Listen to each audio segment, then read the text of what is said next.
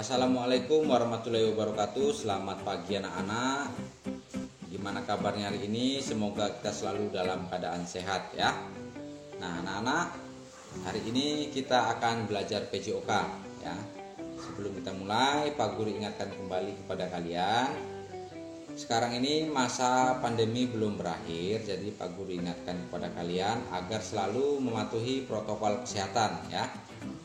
Patuhi terus, terapkan dalam kehidupan sehari-hari.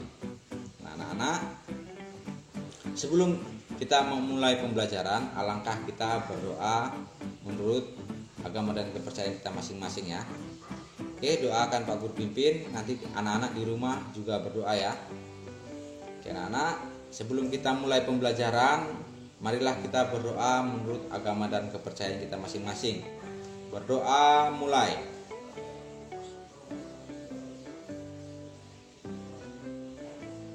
Berdoa selesai.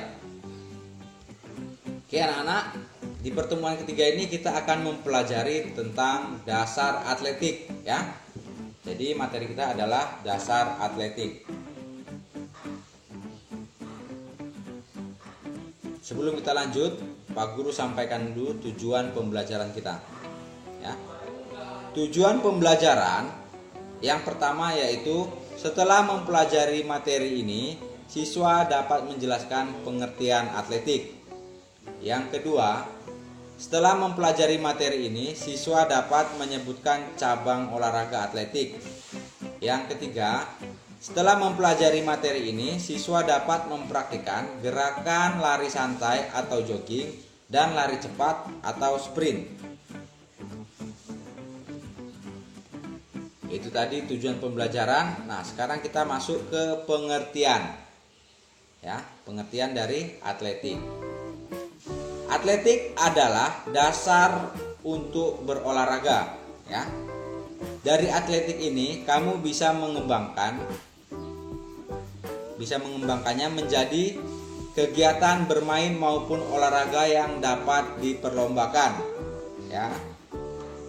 Atletik merupakan kata dari bahasa Yunani yaitu athlon, yang berarti berlomba atau bertanding.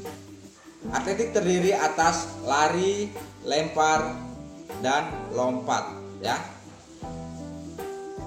Bagaimanakah cara melakukan gerak dasar atletik di atas dengan benar? Nah, oke. Yang pertama yaitu lari ya. Lari digunakan sebagai dasar cabang olahraga yang ada. A. Lari pelan. Lari pelan ini sering disebut dengan jogging. Gerakan ini sangat berguna bagi daya tahan, kesehatan, dan kebugaran tubuhmu. Lari ini lebih mementingkan ketahanan tubuh dibanding kecepatan. Jadi lebih mementingkan ketahanan tubuh ya dibanding kecepatan. Karena dia larinya santai, tidak kuat-kuat larinya. Jogging dilakukan dengan langkah pendek, tetap, dan santai. Saat berlari, bernapas dengan santai dan berbarengan dengan langkah kaki. Jadi larinya ini tidak terlalu laju dan tidak terlalu pelan. Jadi dia santai, larinya itu tetap stabil ya. Kemudian saat berlari bernapas juga santai, menyeimbangkan dengan lari dengan napas ya. Karena jogging dilakukan biasanya dalam waktu yang lumayan agak lama ya. Kemudian yang B ada berlari cepat ya. Kalian lihat berlari cepat ya. Lari cepat disebut juga dengan lari sprint. Perlu diingat itu, lari cepat disebut juga dengan lari sprint. Gerakan dasarnya seperti saat lari pelan. Gerakan dasarnya sama ya, seperti dengan lari pelan, tetapi hanya langkah kaki harus panjang-panjang dengan irama langkah yang cepat dan tetap ya. Langkahnya itu lebih panjang dan lebih cepat.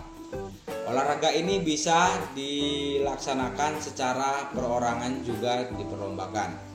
Bisa dilakukan secara perorangan, bisa juga diperlombakan.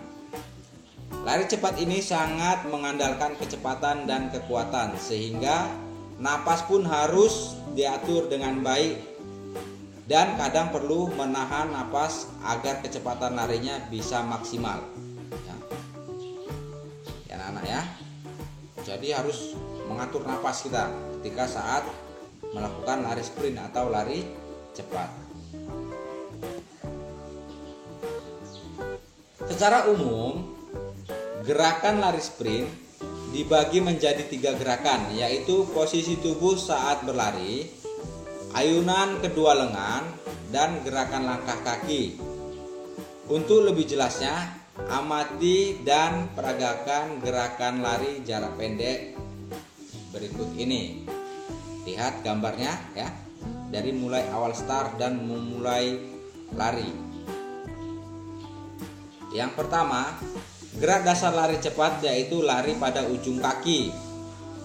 Tumpuan kuat agar mendapat dorongan yang kuat. Yang kedua, sikap badan condong ke depan kurang lebih 60%, sehingga titik berat badan selalu di depan. Jadi memberatkan berat badan kita ini arahkan ke depan, condongkan arah ke depan agar lari bisa seimbang dan stabil. Ayunan lengan kuat dan cepat ya. Jadi ketika lari ayunan lengan itu kuat dan cepat. Siku ditekuk 90 derajat. Kedua jari tangan lurus ya, kedua jari tangan lurus gini bisa ya. Ketika lari lurus bisa, menggenggam juga bisa, tapi biasanya lari kencang. Yang penting gimana enaknya saja. Agar gerakan langkah kaki juga cepat dan kuat. Jadi tangan harus lurus kuat. Kemudian maksudnya bukan tangannya, jadi jari-jari yang lurus ya, lurus kuat seperti ini. Bisa juga digenggam seperti ini atau gimana, gerakannya orang beda-beda. Yang penting untuk memaksimalkan kecepatan intinya. Kemudian setelah kurang lebih 20 meter dari garis start ya, langkah diperlebar dan sikap badan dicondongkan ke depan. Tetap diperhatikan serta ayunan lengan dan gerakan langkah juga diperhatikan. Kecepatan serta kekuatan bahkan harus ditingkatkan. Jadi ketika sudah kurang lebih 20 meter itu udah hampir mendekati garis finish biasanya ya. Ketika lari dalam lari jarak pendek itu atau lari 100 meter itu, pokoknya ketika sudah ingin sampai ke garis finish atau sudah mendekati finish, kalau bisa langkah semakin diperlebar dan kecepatan semakin ditambah. Agar apa? Ya agar menjadi pemenang.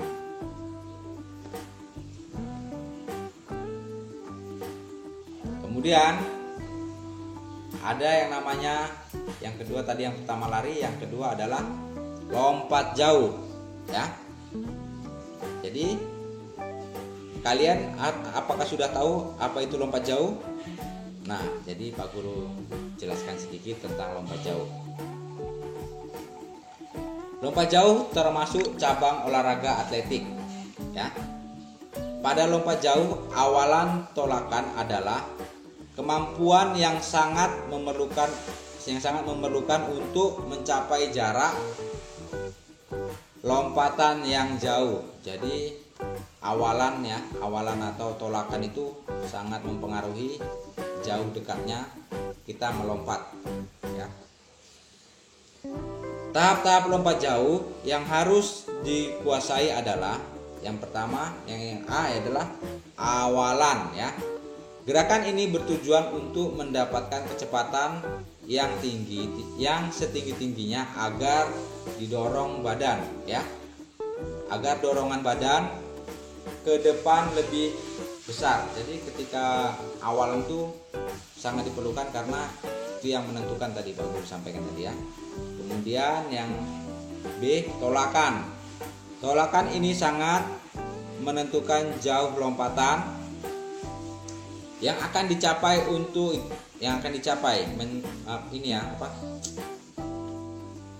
mempengaruhi lompatan yang akan dicapai. Jadi dari tolakan. Untuk itu perhatikan hal-hal berikut ya. Perhatikanlah hal-hal berikut yang perlu diperhatikan ketika ingin melakukan tolakan. Posisi badan saat melakukan tolakan jangan terlalu condong. Nah, jangan terlalu condong ketika melakukan tolakan di papan tumpu. Tolakan harus kuat dan cepat, serta jangan mengurangi kecepatan saat melakukannya. Ketika mau melakukan tolakan, kita berlari dulu. Kemudian ketika ingin menumpu di papan tolakan, harus jangan mengurangi kecepatan ya. Kalau mengurangi kecepatan akan mengurangi juga jauhnya lompatan kita nanti. Gerakan ayunan lengan akan membantu keseimbangan badan dan usahakan pandangan tetap ke depan ya. Jadi pandangannya tetap ke depan. Kemudian sekarang yang C, melayang. Jadi ketika lompat jauh ada namanya gerakan melayang di udara ya. Melayang setelah melakukan tolakan di blok papan tumpuan tadi, usahakan keseimbangan saat melayang harus dijaga menggunakan kedua tangan. Saat melayang pada lompat jauh ada beberapa teknik yang dipakai seperti melayang dengan sikap jongkok atau gaya jongkok dan sikap tubuh melenting atau gaya lenting. Jadi ada dua biasanya ya, jongkok atau melenting ya, badan melenting. Kemudian yang D, setelah melayang akan mendarat ya. Setelah melayang di udara kemudian mendarat. Nah, saat mendarat posisi kaki harus sejajar dan mendarat secara bersama. Jadi posisi kaki kalau usahakan jangan satu kaki untuk mendaratnya. Jadi harus kedua kaki ketika mendarat. Diikuti dorongan pinggul supaya badan jatuh ke depan. Jadi harus diikuti dorongan pinggul, usahakan badan jatuhkan ke depan ya, jangan sampai jatuh ke belakang karena yang dinilai adalah jejak terakhir. Jejak terakhir itu apabila kalian jatuh ke belakang, jadi tangan kalian itu yang dihitung ya, jauh lompatannya itu diukur dari garis tempat penghitungannya dari papan tumpu sampai ke mana? Sampai ke tangan kalian. Tapi kalau kalian jatuhnya condong ke depan, jadi yang dihitung adalah bagian kaki yang pertama kali menyentuh pasir atau mendarat ya. Jadi yang dihitung adalah, yang diukur adalah jejak terakhir ya, jejak terakhir setelah jatuh. Karena apabila badan jatuh di belakang akan mengurangi si pelompat, mengurangi poin tadi. Nah, ini contoh. Ini ya. Jadi kalian perhatikan gambarnya ketika setelah melakukan awalan, kemudian melompat menginjak papan tumpu, kemudian melakukan lompat, badan melenting dan mendarat. Ini ya.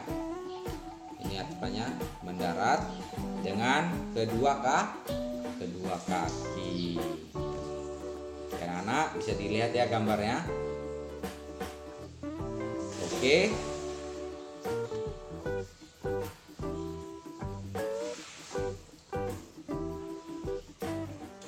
Sekarang bak pasir lompat jauh. Ini ya, ada bak pasirnya tadi.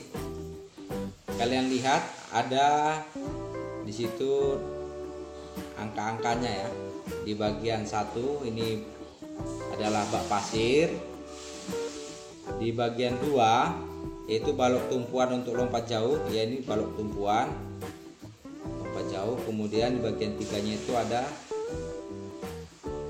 balok tumpuan dengan balok tumpuan untuk lompat jungkit ya. Kemudian yang keempat itu ada jalur awalan. Ini jadi yang bagian pertama itu adalah jalur awalan. Kemudian kita lanjut. Ada ukurannya semuanya ini ya, baknya ini ada ukurannya. Oke, kita lanjut.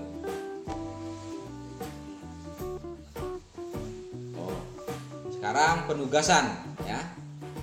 Penugasannya ini yaitu yang pertama, nanti kalian kerjakan di buku tulis kalian ya. Kemudian setelah dikerjakan, di foto, kirimkan ke Pak Guru melalui WA ya. Kemudian yang ya, Pak Guru bacakan soalnya. Yang pertama,